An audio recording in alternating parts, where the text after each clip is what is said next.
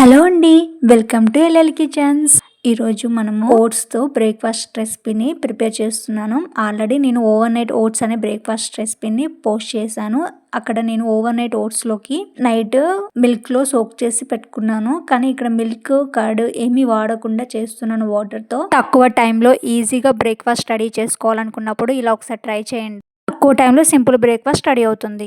1 glass వాటర్ని తీసుకొని heat చేసుకుంటున్నాను. వాటర్ అనేది జస్ట్ ఇలా బబుల్స్ లాగా వస్తే చాలు. ఒక హాఫ్ అన్ అవర్ ముందే చియా సీడ్స్ కూడా గ్లాస్లో నానబెట్టుకున్నాను. వాటర్ అనేది హీట్ అయిపోయిన తర్వాత స్టవ్ ఆఫ్ చేసుకుని 5 స్పూన్ల ఓట్స్ని యాడ్ చేసుకుంటున్నాను. నేను చూపించే క్వాంటిటీ 2 పర్సన్స్కి బ్రేక్ఫాస్ట్ అనేది కంప్లీట్ అవుతుంది. మల్టిపుల్ సీడ్స్ కూడా యాడ్ చేసుకుంటున్నాను. దీంట్లో అన్ని రకాల సీడ్స్ అనేది ఉన్నాయి. ఒక అంజీర్ కూడా వేసుకొని ఒకసారి బాగా కలుపుకొని ఒక హాఫ్ అన్ అవర్ వరకు నానబెట్టుకుంటున్నాను.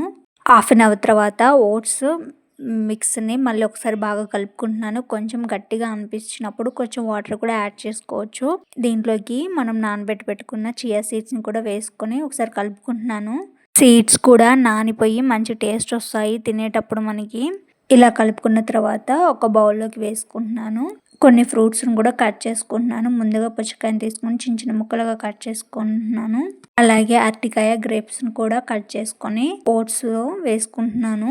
మీ దగ్గర ఏ ఫ్రూట్స్ అవైలబుల్ ఉంటే అవి వేసుకోండి. లాస్ట్లో దాల్చిన చెక్క పొడి, కొంచెం హనీని యాడ్ చేసుకుంటున్నాను. దాల్చిన చెక్క పొడి, హనీ అనేది ఆప్షనల్ అండి. మీకు నచ్చితే యాడ్ చేసుకోండి. టేస్ట్ మాత్రం చాలా బాగుంటుంది రెండు యాడ్ చేస్తే కూడా.